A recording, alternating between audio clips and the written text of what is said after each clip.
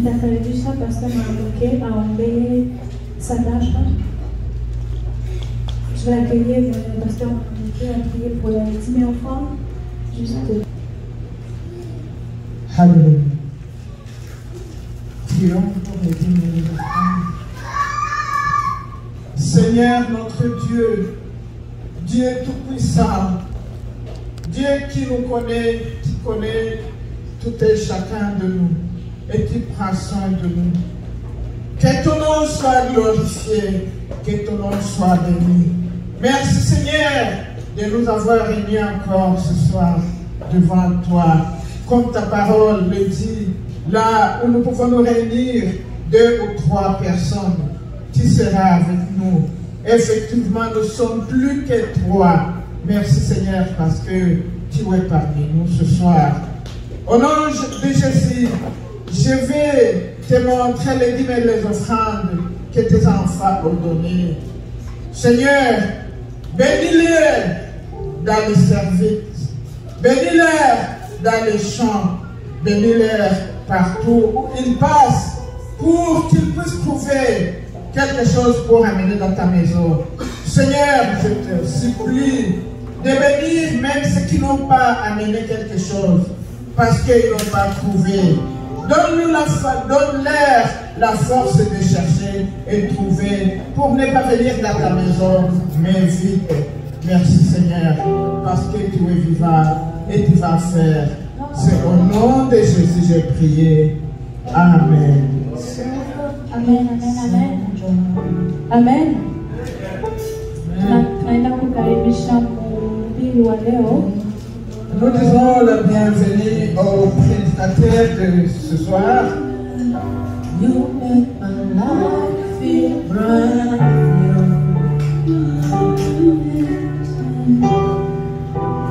You're always there. You make my life feel brand new. Jesus, you love me too much. Too much, excess love. Jesus, you love me. Jesus, you love me too much.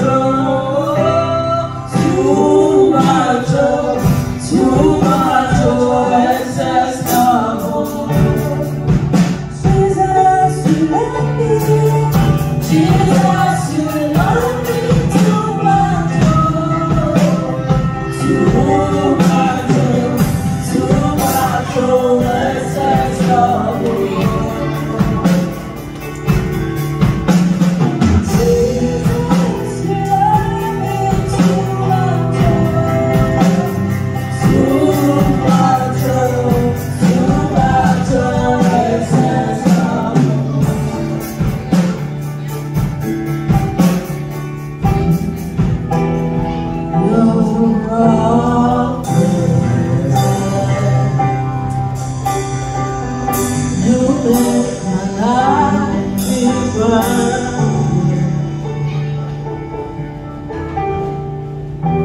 Alléluia. Amen. Je vous salue dans le précieux nom de notre Seigneur Jésus-Christ. Nawasalimu katika jina la Bwana wetu Yesu Kristo. Je vous invite et nous allons lire Nawaalika tutasoma un passage dans l'Écriture. Verset 4 à 6. Ephésiens 1, 4 à 6. Lèvons-nous pour honorer la parole du Seigneur. Tusimame sote na twende kusoma neno la Mungu katika Waefeso sura ya 1 verse ya 4 mpaka ya 6. Tusimame tafadhali. Ephésiens 1, 4 à 6. En lui, Dieu nous a élus avant la fondation du monde pour que nous soyons saints et irrépréhensibles devant lui. Nous ayant prédestinés dans son amour à être des enfants d'adoption par Jésus-Christ, selon le bon plaisir de sa volonté. Et à la louange de la gloire de sa grâce qu'il nous a accordée en son bien-aimé. Amen. Amen. Bien-aimés, si vous vous souvenez bien, Unaweza kuketi hata hivi s'il vous plaît. le 10 juillet, j'ai commencé un thème. Kama unakumbuka tarehe 10 ya mwezi wa 7 tuliweza kuanza tena somo mpya Intitulé Les bénédictions du croyant selon la pensée de Dieu. Hapo tumeambiliwa kuhusu baraka za Mkristo kufuatana na mafikara ya Mungu. J'ai introduit ce terme en lisant le verset 3. Niliweza kufanya maingilio ya somo hili nikisoma verse ya 3. Là, béni soit Dieu le Père de notre Seigneur Jésus-Christ, qui nous a bénis de toutes sortes de bénédictions spirituelles dans les lieux célestes en Christ. Mahali ambapo kumeandikwa abarikiwe Mungu anayetubariki katika hali ya kiroho katika ulimwengu wa roho katika Yesu Kristo.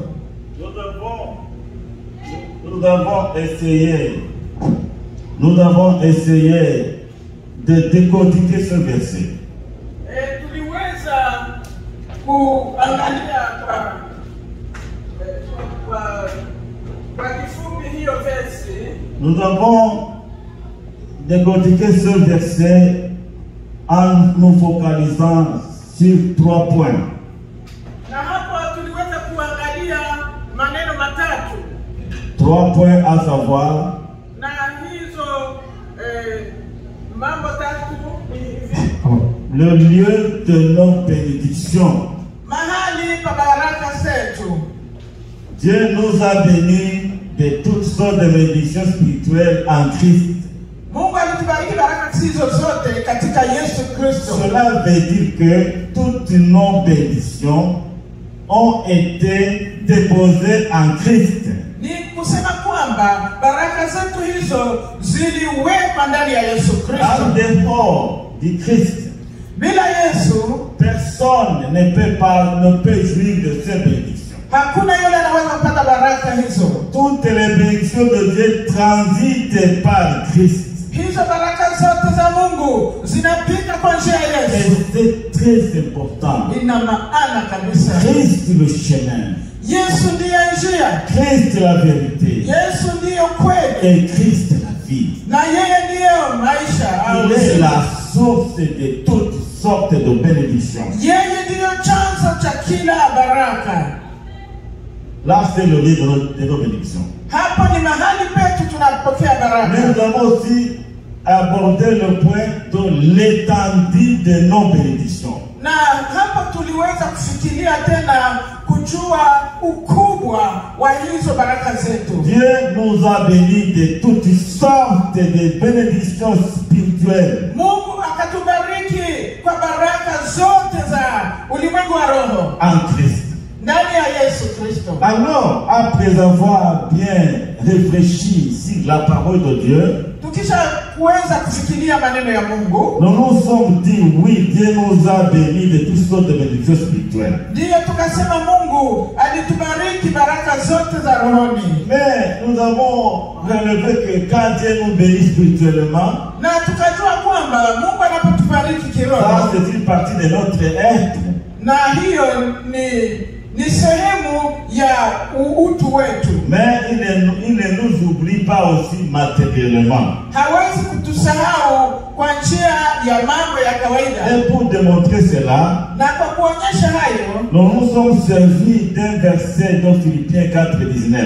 na tuliweza kufikiria versi ya Wafilipi 4 na Wafilipi sura 4 na versi ya Où 19. l'apôtre Paul dit, Mtumishi Paulo akasema hivi: et mon Dieu pourvoira à tous vos besoins selon sa richesse avec gloire en Jésus-Christ. na Mungu atashughulikia mahitaji yenu zote kufuatana na jinsi aliyofanya katika mwana wake Yesu Kristo. Ça, c'est une grande promesse. Hii ni ahadi kubwa sana. C'est pourquoi Jésus avait dit à ses disciples dans Ndiyo maana Yesu Matthieu aliambia 6, wanafunzi wake kwa Mathayo 6. Ne vous inquiétez de rien. Msisumbuke kwa neno lolote. Parce que Dieu lui-même prend soin de nous. Kwa maana Mungu pekee anatushughulikia. Et ça c'est très important. Hiyo iko na maana Et sana. en Romains 8:32 il dit. Na Warumi 8:38 asema Dieu qui vous a donné son Fils et unique Jésus-Christ. Mungu aliyewapa mwanawe pekee Yesu Kristo. Comment ne vous le donnera pas avec toute autre chose avec lui? Kwa nini hata wapa naye na mambo mengine yote? Et Matthieu 33 dit. Na Mathayo 6:33 anasema Cherchez premièrement le royaume de Dieu, la justice de Dieu. Tafuteni kwanza ufalme wa Mungu na haki yake. Et les autres choses Na mambo mengine yote vous sera donné par-dessus. Tutayaongezewa. Bien-aimés dans le Seigneur. Wandugu katika Kristo. Je voudrais encore vous exhorter. Nataka tena niwatie changamoto. Et vous sensibiliser encore à l'amour de Dieu. Kuweza kuambia tena mfikirie upendo wa Mungu. Dieu aime l'homme en entier. Mungu anapenda mwanadamu. Il comble des bénédictions spirituelles premièrement. Ana munyeshea ile baraka za roho kwanza. Mais aussi il tient compte aussi de ses besoins matériels. Lakini anamshughulikia pia kwa hali ya mwili. C'est pourquoi l'apôtre dit aux Philippiens. Ndio maana neno la Mungu linasema kwa Wafilipi, mon Dieu pourvoira à tous vos besoins et selon sa richesse. Mungu atashughulikia haja zenu zote kufuatana na utajiri wake. Avec gloire en Jésus-Christ. Na kuweza kupata utukufu ndani ya Yesu. C'était pour vous rappeler, pour vous rafraîchir la mémoire en ce qui concerne le message du 10 juillet 2022. Nilipenda niwatilie kifupi cha maneno tuliyoyaona wakati uliopita. Alors aujourd'hui nous allons voir les bénédictions du Dieu le Père. Hapa leo tutaona baraka za Mungu. C'est le passage que nous venons de lire. Ni hili tunatoka kusoma. Au verset 4. Kwa versi ya 4. La première de la verset que nous trouvons au verset 4 est celui-ci. Dieu nous a élus. Mungu alituchagua. Et le verset dit, en lui. Kwa yeye. En lui c'est en Christ. Kwa yeye ni ndani ya Kristo. Dieu nous a élus avant la fondation du monde. Mungu aliweza kutuchagua kabla ya misingi ya ulimwengu. Ici je voudrais relever un peu l'équivoque. Hapa ninataka kutoa kitu ambacho hakistahili. Dieu a choisi, a élu tout le monde avant la fondation du monde, mais en Christ. Mungu aliweza kuchagua kila mmoja wetu mbele ulimwengu umbwe, lakini ni ndani ya Yesu Kristo. Alléluia. C'est très important. Ina maana kabisa. Dieu a tout planifié avant la fondation du monde. Mungu aliweza kupanga yote mbele ya kuumbwa kwa ulimwengu. Et il a élu tout le monde en Christ. Na aliweza kuwachagua wote ndani ya Kristo. Alors c'est à l'homme de faire le choix. Ni kwa wanadamu kuweza kuchagua. Faire le choix de suivre Christ. Kuweza kuchagua kumfuata Yesu Kristo. Faire le choix de croire en Christ. Kuweza kufanya ubaguzi wa kumchagua Kristo. Celui qui croit en Christ a la vie éternelle. Yule anayemwamini Yesu Kristo ana uzima wa milele. Mais ceux qui ne croient pas en Christ n'ont pas la vie. Yule ambaye hamwamini Yesu hana maisha.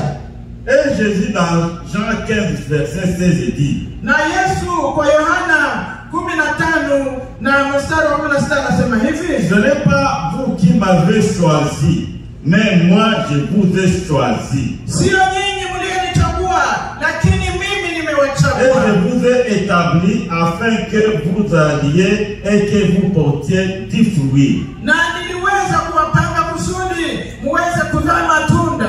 votre fruit demeure, na kusudi matunda hayo yadumu, afin que tout ce que vous demanderez au Père en mon nom, il vous le donne. kusudi yale mtamwomba Baba kwa jina langu atawapa.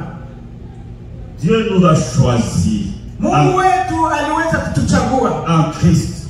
alituchagua ndani ya Yesu, Et notre salut est fondé sur la grâce de Dieu. na wokovu wetu una msingi wake katika neema ya Mungu. Il nous a élus en Christ avant la fondation du monde. Alituchagua ndani ya Kristo mbele ya kuumbwa kwa ulimwengu, Et il nous a élus pour un but précis. na alituchagua akiwa na mpango wa ajabu. Il nous a élus pour que nous soyons saints et irréprochables. Alituchagua kusudi tuwe watakatifu na wenye kustahili. Voici la vocation et la raison d'être de tout chrétien. Hii ndiyo karama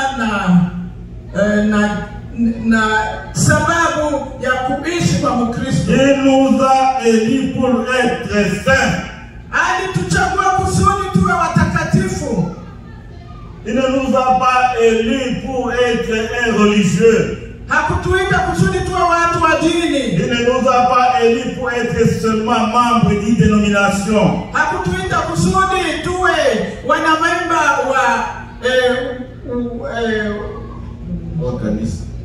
wa kanisa fulani. Mais il nous a élus pour être saints. Alituita kusudi tuwe watakatifu. Je voudrais ce soir te sensibiliser sur ce fait.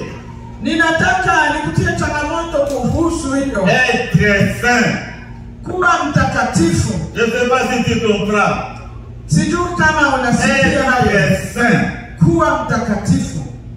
Dans 1 Pierre Kwa Petro 15 verset, 15 na la parole de 16. Dieu nous dit: Neno la Mungu linasema hivi. de même que celui qui vous a appelé est saint, vous aussi soyez saints dans toute votre conduite. Kwa maana yule aliyetuita ni mtakatifu, nasi tuwe watakatifu kwa nia zetu zote. Et ça c'est très important. Hiyo ni ya maana sana. Le combat que nous avons à mener, c'est le combat de la sainteté.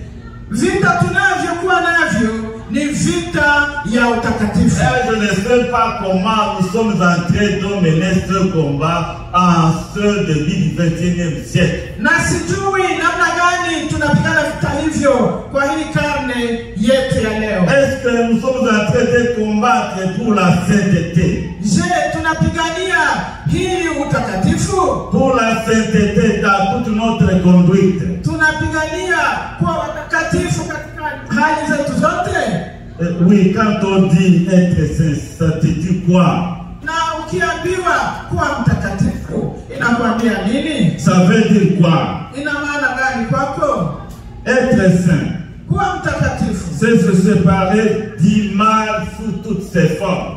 ni kuachana na mabaya kwa hali yake yote. Se séparer du mal sous toutes ses formes. Kuachana na mabaya kwa hali yake yote. Être mis à part pour aimer, servir et adorer Dieu. Ni umewekwa wakfu kusudi uweze kutumikia Mungu na kumwabudu. Et ça c'est très important. Hiyo ina maana kweli. Aussi être saint, Na kuwa mtakatifu c'est couper le pont avec le péché et marcher dans la crainte de Dieu et lui être entièrement consacré. ni kukata kilalo na dhambi na kuweza kushikamana na Mungu. Bien-aimé, la sainteté est indispensable pour entrer en communion avec Dieu et pour fonctionner avec lui. Utakatifu una maana kusudi utembee na Mungu na kuwa pamoja naye. David a pensé sur la sainteté.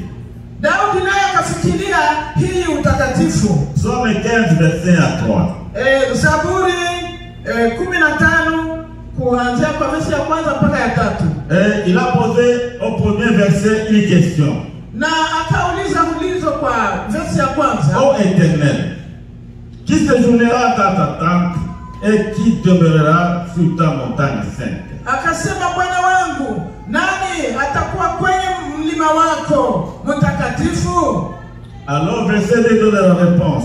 Na verse ya pili inaleta jibu. C'est celui qui marche dans l'intégrité, Ni yule ambaye anatembea katika haki. qui pratique la justice Yule ambaye anatembea katika haki. et qui dit la vérité selon son cœur. Na ni yule anatembea katika kweli kufuatana na moyo wa Mungu. Or, verset 3, il dit, il ne calomnie point avec sa langue, Yeye hasemi uongo kwa ulimi wake. il ne fait point de mal à son semblable, Yeye hatendi mabaya kwa il nduguye. ne jette point d'opprobre sur son prochain. Hatie mabaya kwa ndugu yake. Je voudrais un peu parler un peu du verset 2. Naenda kuzungumza kuhusu hiyo verse ya pili. Celui qui séjournera dans la tente de l'Éternel et qui demeurera sur sa montagne sainte. Yule ambaye atakuwa katika hema la Bwana na kuendelea kwenye mlima mtakatifu. C'est celui qui marche dans l'intégrité. Ni yule ambaye anatembea katika haki. C'est celui qui pratique la justice. Ni yule ambaye anatenda haki. Et celui qui dit la vérité selon son cœur. Na ni yule ambaye anasema ukweli kufuatana na moyo Je wake. voudrais un peu commenter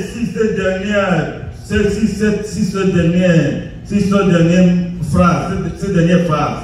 Naenda kukamata hiyo kipindi mdogo ya kule kumwisho. Et qui dit la vérité selon son cœur.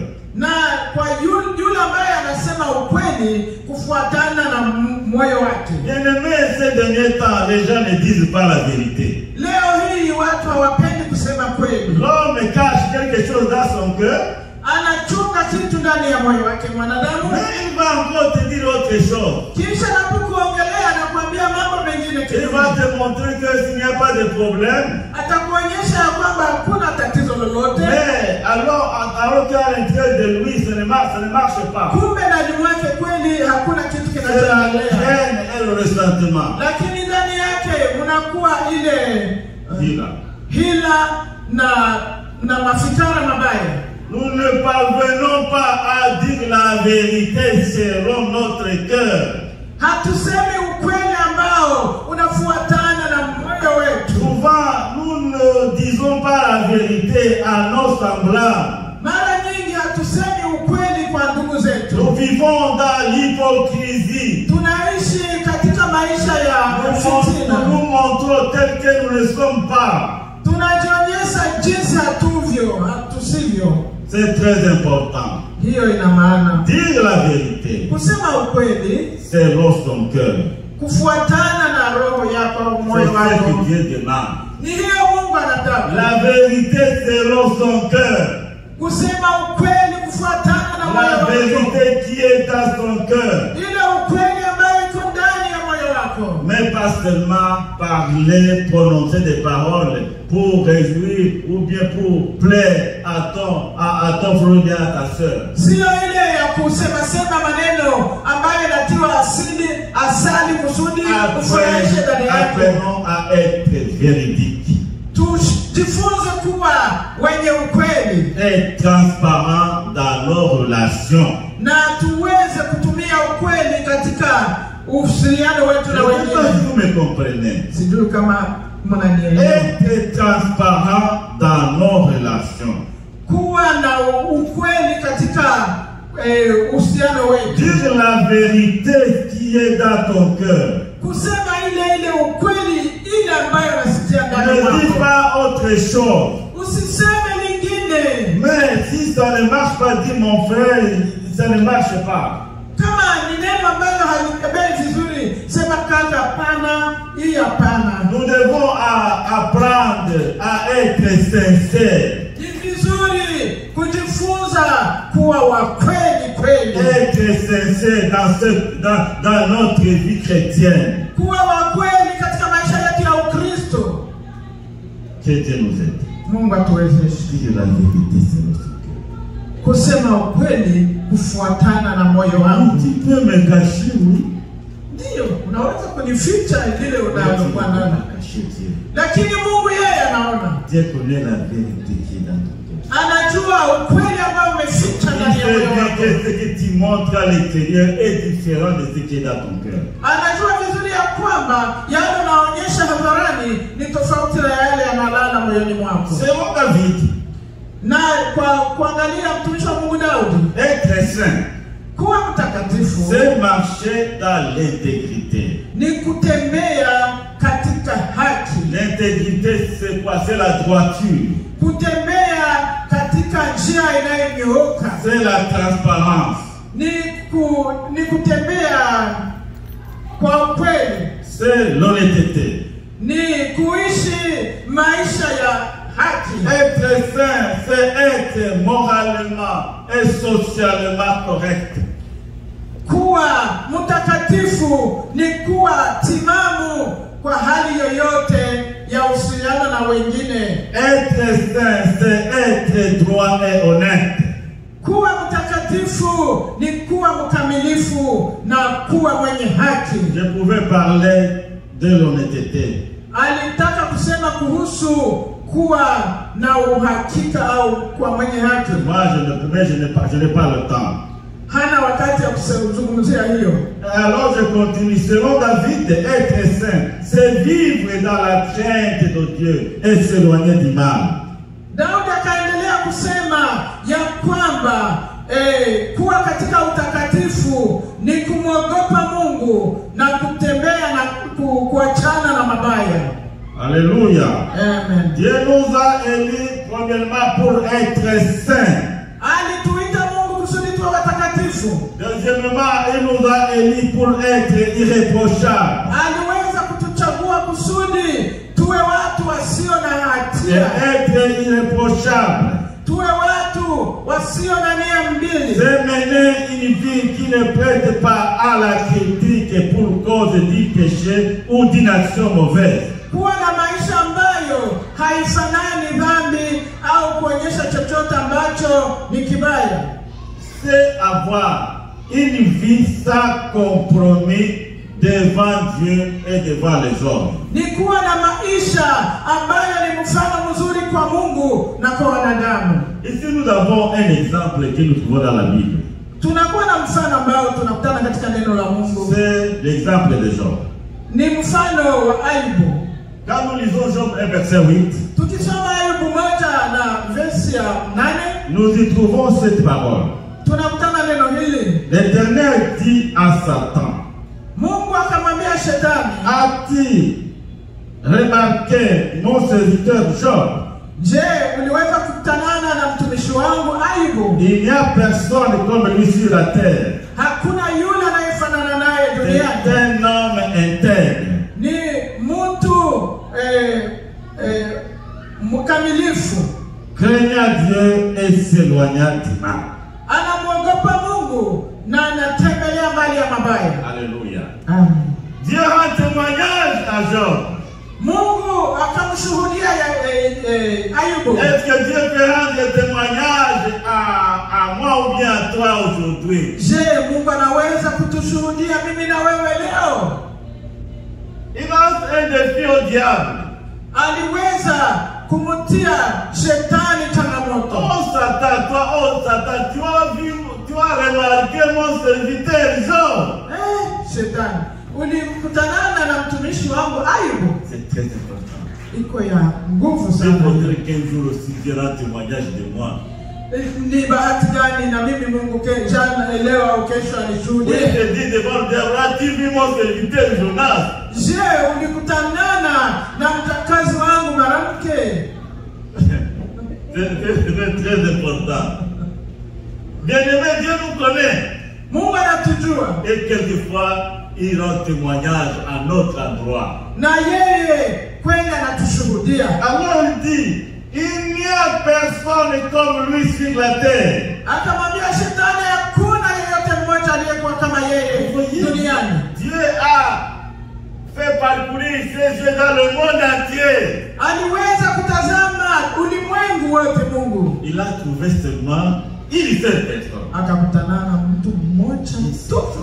Mmoja Il n'y tu. a personne comme lui Hakuna sur la terre. aliyekuwa kama yeye chini duniani. duniani. Job était un saint accompli. Ayubu Un saint accompli. alikuwa mtakatifu. Ambaye anaenea. Alikuwa mtakatifu ambaye Il anaenea. vivait une vie de sainteté. Aliishi maisha ya utakatifu Et Dieu a apprécié. na Mungu akamfurahia. Il a dit, il n'y a personne comme lui sur la terre. Akasema duniani kwake hakuna mwingine kama yeye. Pourquoi nous nous tapons la poitrine en disant que nous sommes des chrétiens, dans l'église de l'éveil, nous sommes comme ça, je suis pasteur, je prêche bien. Mara nyingi tunajipiga kwenye vifua, tunasema sisi ni Wakristo wa kanisa ya Wamusho, mimi ni mchungaji. Est-ce que Dieu peut témoigner de moi? Je, Mungu anaweza kweli kunishuhudia? Que quand Dieu regarde dans toutes nos églises, Mungu anapoangalia macho kwa makanisa yetu yote, qu'est-ce qu'il voit et qu'est-ce qu'il peut dire? je, anaona nini anaweza kusema? Un témoignage à l'endroit de Job. Ushuhuda kwa Ayubu, Un témoignage dont le nombre de siècles n'en ternira jamais la réalité. ushuhuda ambao dunia nzima haiwezi kuona ukweli huo. Job était le seul homme de son temps qui a reçu le témoignage de Ayubu Dieu. kwa wakati wake huo ni yeye mwenyewe aliweza kushuhudiwa Il hivi. vivait la sainteté et pratiquait la sainteté. Yeye aliishi katika utakatifu na aliendelea kutenda Et utakatifu. il décrit ses actions. Na akaweza kuonyesha matendo yake. Il dit c'est un homme intègre, Akasema ni mtu mkamilifu, craignant Dieu anamwogopa Mungu et se détournant du mal. na anaachana na mabaya. Trois mots importants. Mambo matatu ya maana sana. Pour Dieu, Kwa Mungu, un saint. mtakatifu, Quelqu'un qui vit la sainteté, mtu anayeishi maisha ya c'est utakatifu un homme intègre, ni yule ambaye ni mkamilifu, un homme craignant Dieu ni yule ambaye anamwogopa Mungu, et qui se détourne du mal. na ni yule ambaye anatembelea mbali na dhambi. Alléluia. Amen. Au verset 5, Kwa versi ya 5 nous y trouvons une deuxième bénédiction de notre Dieu le Père. tunakutana ingine baraka kutoka kwa Mungu. Dieu nous a adoptés. Mungu aliweza kutufanya wana. Ephésiens 1, verset 5. Waefeso 1 na versi ya 5. Je lis le verset. Nous ayant prédestinés dans son amour à être ses enfants d'adoption par Jésus-Christ selon le bon plaisir de sa volonté.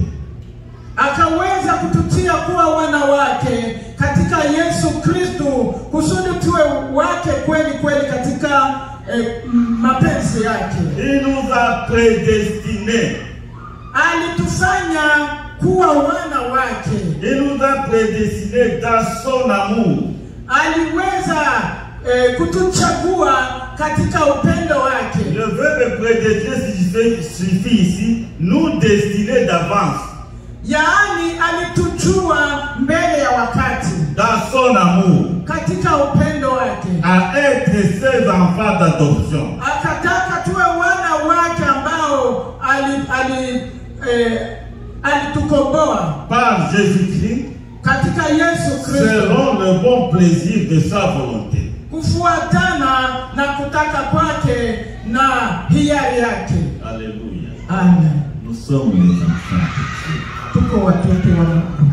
Il nous a prédestinés avant la fondation du monde. Alichagua mbele ya kuumbwa kwa ulimwengu. À être ses enfants d'adoption par Jésus-Christ. Kuwa wana wake wana ambao tulichaguliwa ndani ya Yesu Kristo. Et ça c'est très important selon le bon plaisir de sa volonté. Kusudi atuchague kufuatana na mapenzi yake. Jean chapitre 1 verset 12 nous dit. Yohana 1 na verse ya 12 nasema hivi. Mais à tous ceux qui l'ont reçu. Kwa wale waliompokea. Et qui croient en son nom. Na wakalijua jina lake. Elle a donné le pouvoir de devenir enfant de Dieu. Aliwapa uwezo waweze kufanyika watoto wa Mungu. Bien-aimés, ndugu La naissance naturelle nous permet d'être physiquement en vie et nous placer dans une famille terrestre. Hapo tunapaswa tuonekane katika jamaa la terrestre. Tunapokuwa katika jamaa hapa chini duniani, mais la nouvelle naissance, lakini kwa kuweza kuzaliwa upya, nous permet d'être en vie spirituellement. Inatusaidia kuishi maisha ya kiroho. Et c'est la nouvelle naissance qui nous place dans la famille de Dieu. Na hiyo kuzaliwa upya ndio inatutia katika jamaa la Mungu. Il y a un passage très important. Hapa kuna shahidi ya maana sana. Et je vous demanderai de noter pour ceux qui ont des notes, des cahiers pour noter. Na ninawasihi muandike wale ambao wanakuwa na mabuku kuweza kuandika. Romains 8, Warumi 16 et 17. 16 na 17. La parole de Dieu dit: Neno la Mungu linasema hivi: l'Esprit lui-même rend témoignage à notre esprit que nous sommes enfants de Dieu. Roho mwenyewe anashuhudia ya kwamba sisi ni wana wa Mungu. Or, si nous sommes les enfants de Dieu, Na ikiwa tu wana wa Mungu, nous sommes aussi les héritiers. tuko pia warithi. Héritiers de Dieu Tuko warithi wa Mungu et co-héritiers avec Christ. na tuko warithi pamoja na Yesu Kristo. Bien-aimés, c'est très important. Ina maana sana. Étudions souvent la parole de Dieu. Na neno la Mungu ni hivi: Il y a l'Esprit de Dieu. kuna kuwa roho wa Mungu. Alors, qui a l'Esprit de Dieu, c'est celui qui a été né de nouveau, qui a été né par l'Esprit. Yule ambaye na roho wa Mungu ni yule ambaye amezaliwa mara ya Et kwanza. quand nous avons l'Esprit de Dieu, Na kama tunakuwa na roho wa Mungu, et cet Esprit de Dieu na hiyo roho wa Mungu que nous avons acquis à la nouvelle naissance, ile ambayo tulipokea tukisha kuzaliwa mara ya pili, témoigne à notre propre esprit que nous sommes les enfants de Dieu. hiyo inashuhudia kwamba sisi ni wana wa Mungu. Si tu es né de nouveau, Kama umezaliwa mara ya être pili, appelé enfant de Dieu n'est pas quelque chose à négocier. ile kukuwa mwana wa Mungu si kitu ambacho natafutisha. L'Esprit de Dieu lui-même témoigne à notre esprit. Yule roho wa Mungu anashuhudia ndani ya roho zetu. Tu dois sentir que tu es enfant de Dieu. Unapaswa kujisikia Tu dois ressentir. wewe ni mwana wa Mungu. Tu Unayasikia haya dois cru en Jésus. wakati ulimwamini Yesu. Si tu l'as reçu comme ton sauveur personnel, Kama ulimpokea kama Bwana na Mwokozi wako, n'aie pas de doute.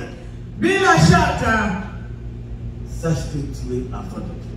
ujue wewe ni mwana wa Mungu. Et le Saint-Esprit de Dieu qui est en toi Na yule Roho Mtakatifu anayekuwa ndani yako ne cessera de témoigner que tu es enfant de Dieu. kila mara atashuhudia kwamba wewe ni mwana wa Et l'apôtre Mungu. Paul continue à dire: Na Paulo akaendelea kusema, or, si nous sommes les enfants de Dieu, kama sisi ni wana wa Mungu, nous sommes aussi des héritiers.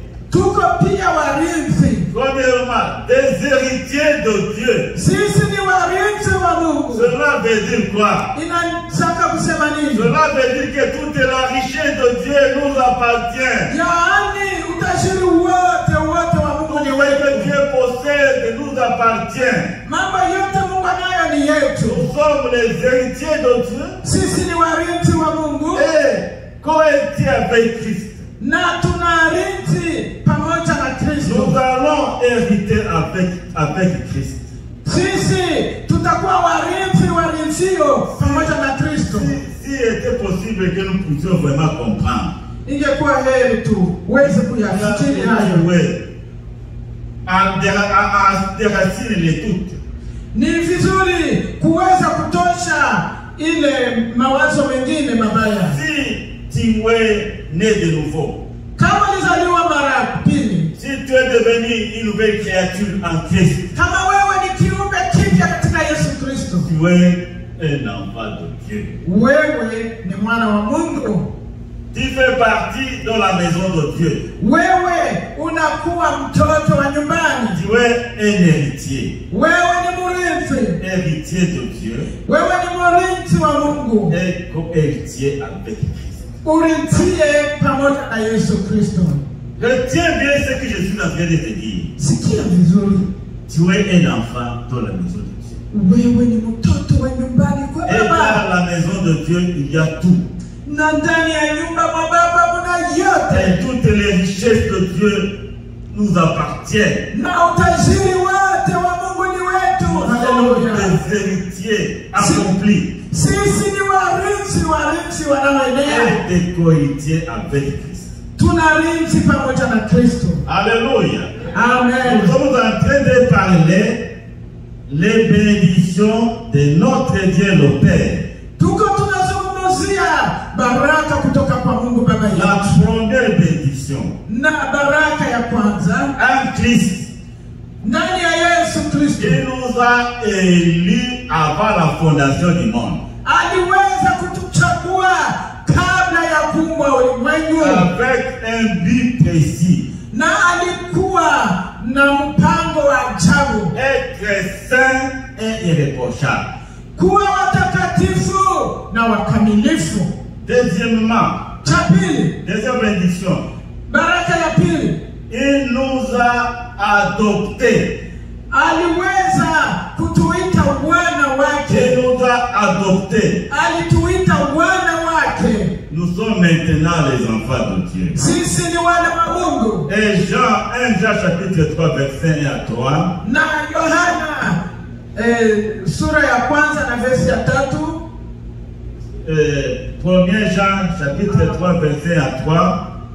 L'apôtre dit, Neno la Mungu linasema, maintenant nous sommes les enfants de Dieu. sasa tumekuwa wana wa Mungu, Mais ce que nous serons n'a pas encore été manifesté. lakini yale tutakuwa hayajulikana bado. Ce sera manifesté. Kama yatajulikana sasa, Nous serons semblables à lui. tutafanana naye. Et il continue en disant que celui qui a cette espérance se purifie comme lui-même est pur. Na yule aliye na yale matumaini aweze kujitakasa.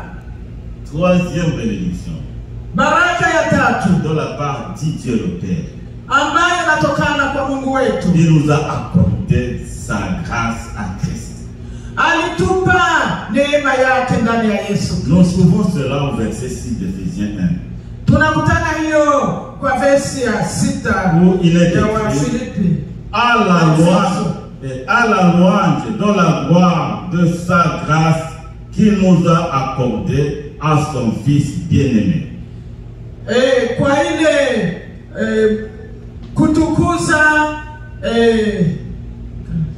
kutukuza neema ambayo tumepokea kwa mwana wake. En d'autres termes, Dieu nous a accordé sa grâce à travers son Fils bien-aimé. Mungu alitupa neema yake kwa njia ya mwana wake Yesu. Un passage important que je voudrais vous demander aussi de noter. Ninawaomba mwandike tena hii shahiri pia. Tite chapitre 2 verset 11 à 13. Tite Chapitre 2 Tito sura ya pili verset 11 à 13 ou bien jusqu'à 14. unaweza kuanzia kwa verse ya 11 mpaka 14. Je vais essayer de lire ce passage. Anaenda kusoma hiyo Là, il est écrit. Imeandikwa, Car la grâce de Dieu, source de salut pour tous les hommes, a été manifestée. Elle nous enseigne à renoncer à l'impiété et au convoitisme mondain et vivre dans le siècle présent selon la sagesse, la justice et la piété, en attendant la bienheureuse espérance et la manifestation de la gloire du grand Dieu de notre Seigneur Jésus-Christ. Dans ce passage, katika shahiri hii que nous venons de lire ambalo tunatoka dans kusoma l'épître à Tite, kwa waraka wa Tito, nous voyons à quel niveau la grâce de Dieu imprègne la pensée de Paul. tunaona jinsi gani neema ya Mungu iliweza kumuingilia Paulo. Il ne peut pas penser le salut chrétien en dehors de la grâce. Alikutana kwamba hawezi kupata hii Il ne peut pas penser au salut chrétien en dehors de la grâce. hawezi kupata wokovu nyuma ya neema. En dehors de la grâce, Nyuma bila neema, nous sommes tous perdus. tunapotea. Notre salut Wokovu wetu est lié à la grâce de Dieu. inatembea na neema ya Mungu. 2 Corinthiens 6, 1 à 2, l'apôtre dit, Wakorintho wa pili 6:1-2 neno la Mungu linasema, nous vous exhortons tunawasihi à ne pas recevoir la grâce de Dieu en vain. musipoteze neema ya Mungu bure. Car au temps favorable, je t'ai exaucé, et au jour du salut, je t'ai secouru. Kwa sababu wakati uliopita aliweza kukusikia na akakusaidia. La grâce de Dieu. Neema ya Mungu. L'apôtre Paul vivait dans un milieu païen. Paulo aliishi na wapagani. Mais il exhorte les chrétiens de Corinthe. Lakini akawasihi wa Kristo wa Korintho De ne pas prendre la grâce de Dieu en vain. akawaambia msipoteze neema bure. La grâce de Dieu est un trésor. Neema ya Mungu ni kitu ya samani sana. Il dit, au jour du salut, je t'ai exaucé.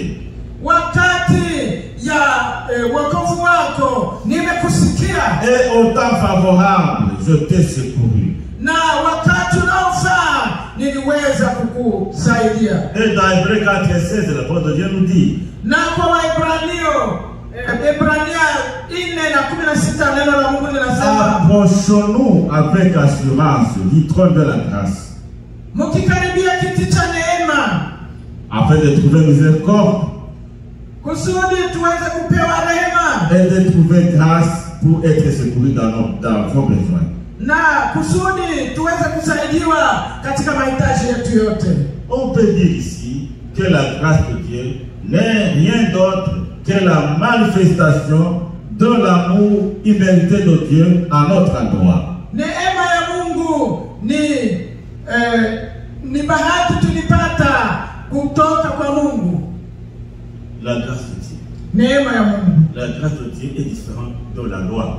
Neema ya Mungu ni tofauti na amri. Il y a eu un tas de la loi.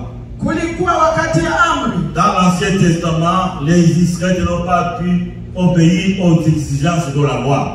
Kwa Agano la Kale wana wa Israeli hawakuweza kutii amri za Mungu. C'est pourquoi dans Jean 1:17, la parole dit, Ndio maana kwa Yohana 1:17 neno la Mungu linasema, car la loi a été donnée par Moïse, ya kwamba amri zimetolewa na Musa, mais la grâce et la vérité sont venues par Jésus-Christ. lakini neema na kweli vimetokana na Yesu. Bien-aimés, ne jouons pas avec la grâce de Dieu. Ndugu zangu, tusicheze na neema ya Mungu. La grâce de Dieu, Neema ya Mungu nous devons la tenir avec nos deux mains. ni vizuri kushikilia sana neema ya Mungu. Nous devons laisser la grâce de Dieu nous couvrir. Tutaacha neema ya Mungu tufunike. Ne disons pas c'est la grâce, c'est la grâce. Tusiseme tu ni neema, ni neema. Beaucoup de gens aujourd'hui ont commencé à vivre un christianisme au rabais. Wakristo wengi wanaanza kuishi Ukristo ambao ni uchini sana. Ils vont se vautrer dans les péchés et dire qu'ils vivent sous la grâce. Wataendelea kutembea katika dhambi na kusema La grâce de Dieu n'est pas un permis pour pécher. neema ya Mungu sio hiyo na kuruhusu kutembea katika dhambi. N'est pas un permis pour pécher. Haiko ruhusa ya kutembea katika dhambi. Mais la grâce de Dieu nous élève. Na neema ya Mungu inatuinua. Nous élève spirituellement. Inatuinua kiroho. La grâce de Dieu n'est pas quelque chose à piétiner. Neema ya Mungu si kitu ya kudharau. La grâce de Dieu est là pour nous élever et nous rapprocher de Dieu. Neema ya Mungu inatuinua na inatukaribisha mbele za Mungu. Le déficit du christianisme aujourd'hui Shida ya Mkristo kwa leo est lié au fait que les gens n'ont pas compris ce que c'est la grâce de Dieu. watu hawakuweza kuelewa neema ya Mungu. Il faut dire que Dieu nous a aimés quand nous étions encore ses ennemis. Tuseme kwamba Mungu alitupenda wakati tulikuwa tungali adui zake. En fait, qu'est-ce que c'est la grâce de Dieu? Neema ya Mungu. La grâce de Dieu nous introduit à l'école de la sainteté. Neema ya Mungu ndiyo inatushindikiza kwa somo ya utakatifu. À l'école de la sainteté. Masomo ya utakatifu. Il nous introduit à l'école de la sainteté. Anatusindikiza katika masomo ya utakatifu. Et nous enseigne comment marcher dans ce monde. Na anatufundisha jinsi ya kutembea katika ulimwengu huu. Par rapport à nous-mêmes. Kufuatana na sisi wenyewe. Par rapport aux autres. Kufuatana na ndugu wenzetu. Et par rapport à Dieu. Na kufuatana na Mungu pekee. Écoutez-moi bien. Tusikilizane. La grâce de Dieu Neema ya Mungu nous introduit à l'école de la sainteté. Hii inatusaidia kututumia kwenda kwenye utakatifu. Et nous enseigne Na inatufundisha comment marcher dans ce monde par rapport à nous-mêmes. Jinsi ya kutembea katika dunia hii sisi wenyewe. Par rapport aux autres. Kwa pamoja na wengine. Et par rapport à Dieu. Na pamoja na Mungu wetu. La première leçon de la grâce de Dieu. Na somo la kwanza la neema ya Mungu. La grâce de Dieu nous enseigne à dire non. Neema ya Mungu inatufundisha kusema hapana. Dire non. Hapana au mal. Kwa mabaya. Dire non au péché. Kusema hapana kwa dhambi. Et ici dans la vie que nous avons lu, la grâce de Dieu nous enseigne à renoncer à l'impiété et aux convoitises mondaines. Na hapa inatusaidia kuweza kuachana na mabaya yote na uchafu wote. L'impiété et les convoitises mondaines. Kuachana na uchafu na tamaa za dunia sont les caractéristiques du système diabolique mondial qui s'oppose à Dieu. Haya ndiyo yanatembea katika dunia nzima kusudi iende kinyume na mapenzi ya Mungu. L'impiété se réfère aussi à toute forme d'immoralité, d'impureté et de débauche. Ni uchafu, ni ufisadi, ni dhambi kama hizo. En d'autres termes, l'impiété concerne toutes les œuvres de la chair que nous lisons dans Galates 5 versets 19 à 21. Hiyo ni uchafu wote ambayo tunakutanana katika kitabu cha Wagalatia sura 5 na versi ya 19 à 21. Tangia 19 mpaka 21. La grâce de Dieu neema ya Mungu nous enseigne aussi inatufundisha pia à dire non kusema hapana aux convoitises kwa tamaa zozote qui englobent les désirs charnels de notre nature pécheresse qui font la guerre à nos âmes. Kusema hapana kwa tamaa hizo zote za mwili ambazo zinagombana na moyo wetu. Toutes les convoitises charnelles de notre nature pécheresse qui font la guerre à nos âmes. Hiyo matendo yetu ya mwili, hiyo tamaa zote ambazo zinafanya vita na moyo wetu. La grâce de Dieu nous enseigne d'abord à faire quoi? Neema ya Mungu inatufundisha kufanya nini? À dire non. Kusema hapana. À renoncer à l'impiété et aux convoitises mondaines.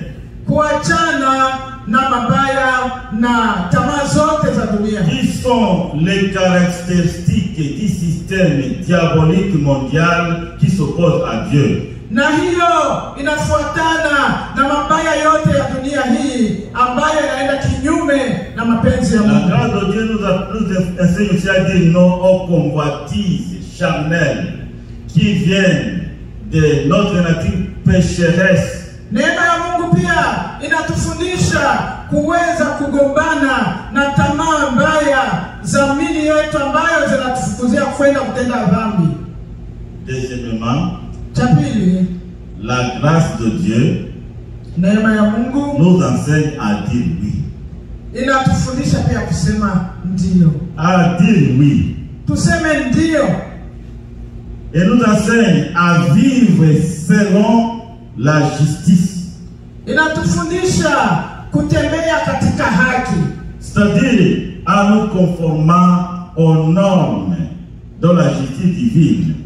Yaani kutembea katika haki ya kiungu. Et en reconnaissant les droits des autres. Na kuweza kujua majukumu ya wengine. Elle nous enseigne à vivre selon la sagesse. Na inatufundisha kuishi katika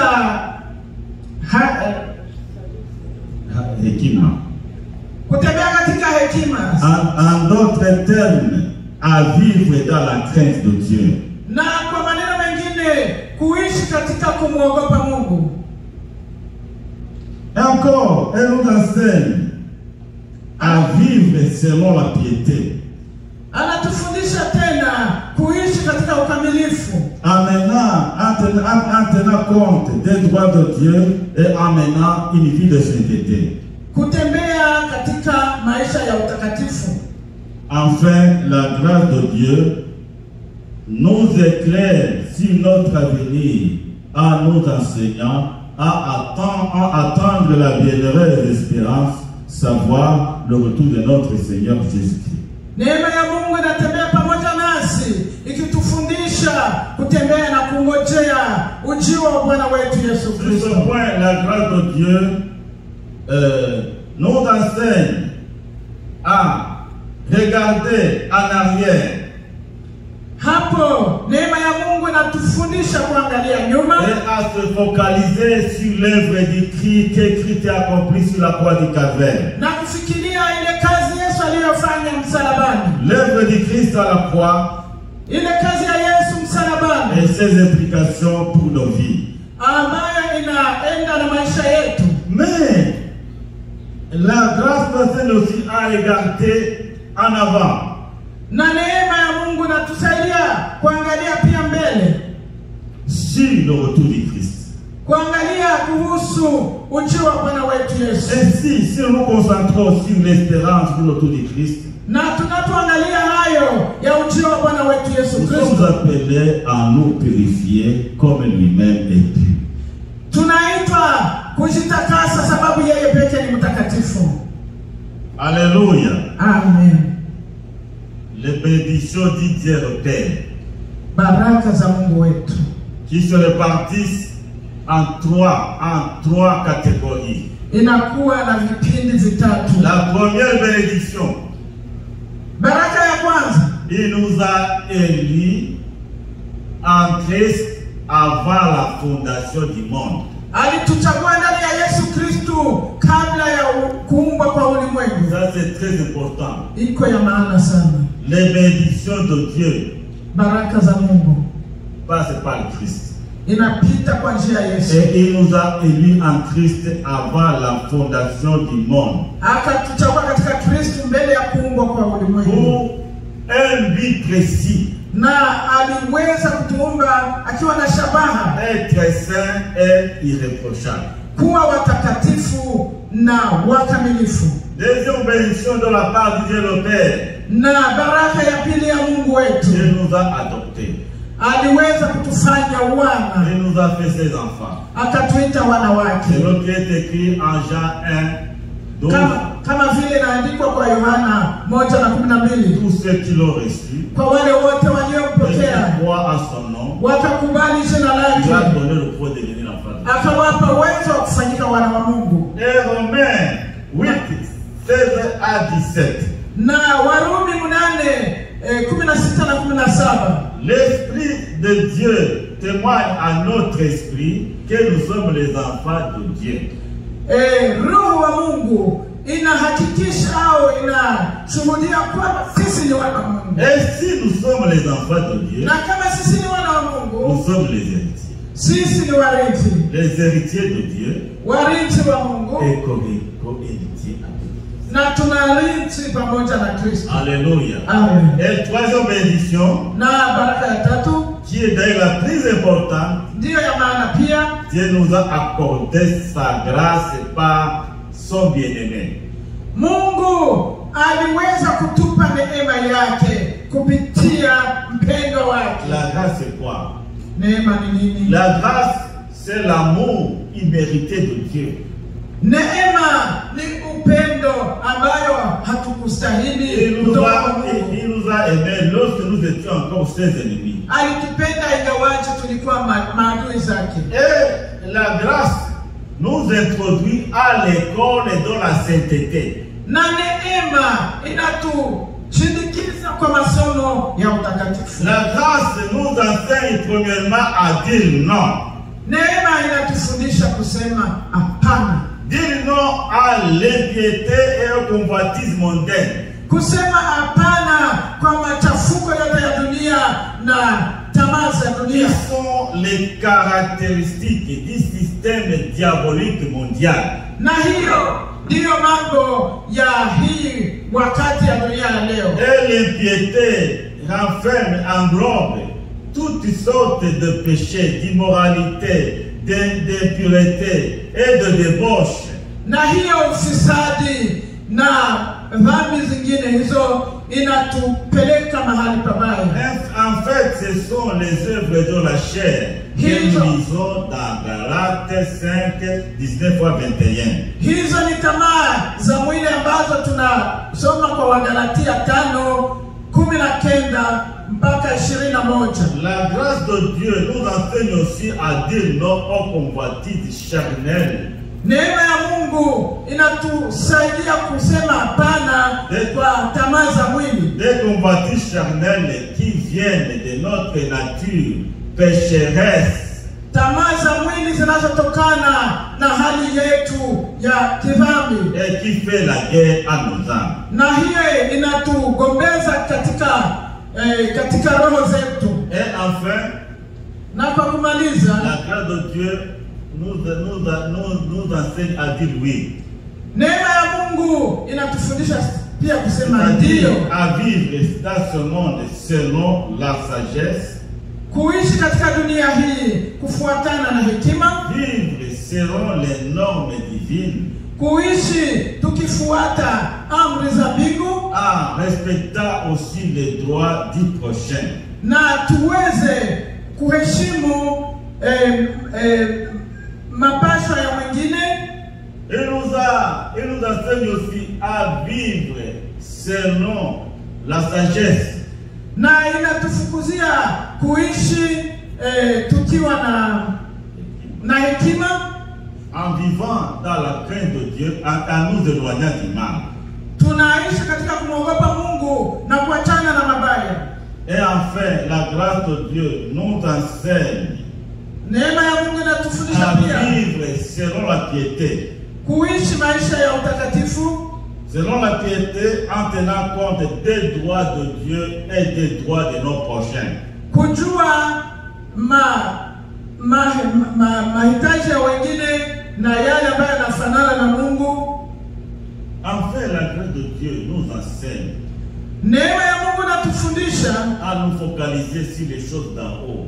tuweze kututumia yaliyo ya juu. En attendant la bienheureuse espérance, à savoir le retour de Christ.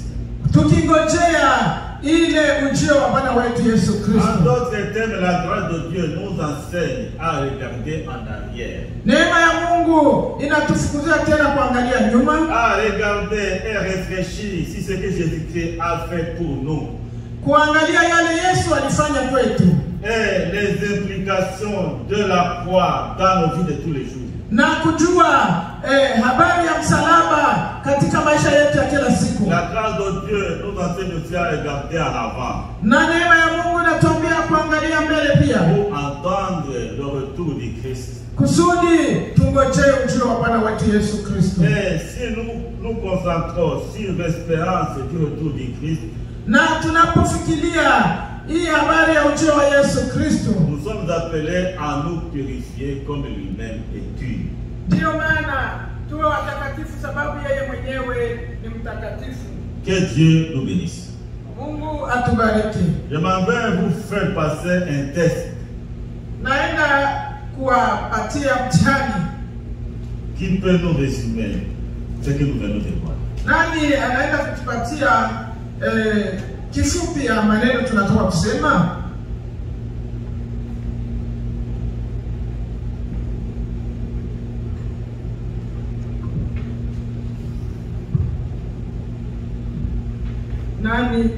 Dieu Tout-Puissant, nous te disons merci pour cette soirée.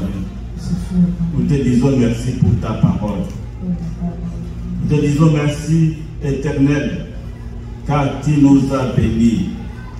Tu nous as élus avant la fondation du monde pour un but précis. Tu nous as élus pour être saints et irréprochables. Tu nous as adoptés. Tu nous as fait tes enfants.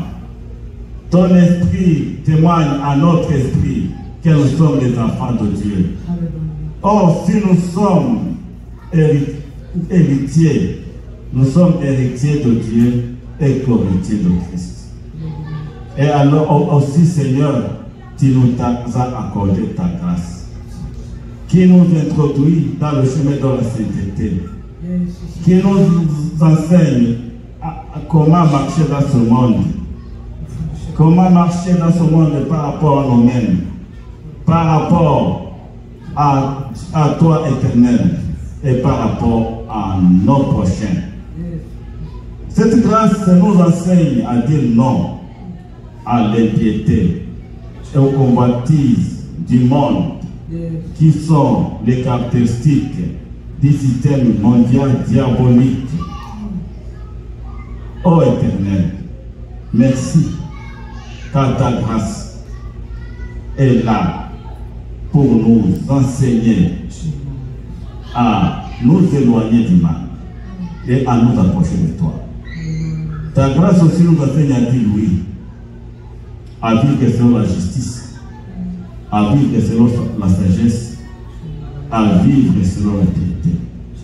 Ô Éternel, accorde-nous ta grâce, afin que nous puissions comprendre comment mener, comment vivre notre vie chrétienne dans ce monde qui est corrompu.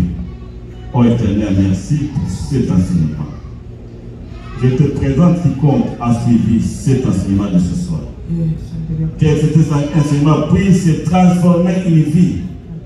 Que cet enseignement puisse travailler en nous pour savoir que nous puissions savoir à quoi nous sommes destinés. Être saints et irréprochables et attendre ton retour. Ô Jésus, nous te disons merci au nom de Jésus.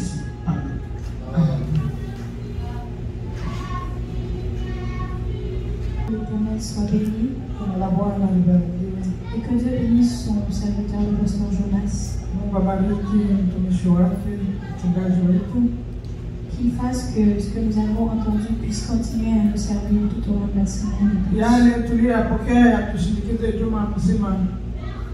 et qu'il continue à bénir son serviteur. Nous sommes rendus bientôt presque à la fin de notre culte de ce mais avant ça, je vais donner les annonces. Donc nous nous réunissons chaque dimanche ici à partir de 3h30.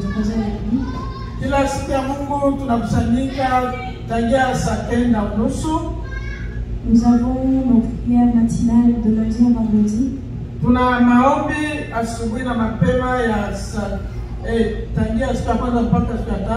6h30 à 7h.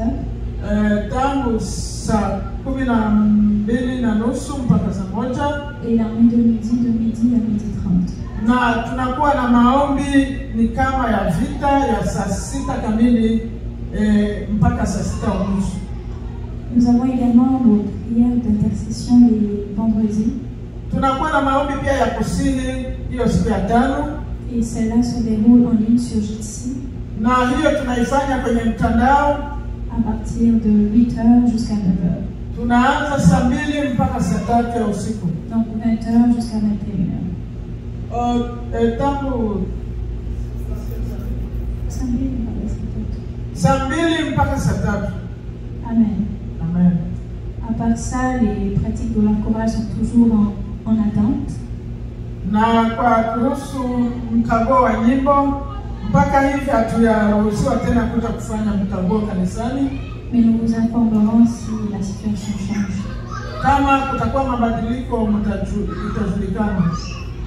À part ça, je ne sais pas si quelqu'un aura eu une annonce à passer. Sijui kama kuna yeyote anakuwa pia na ingine habari ya kutangaza.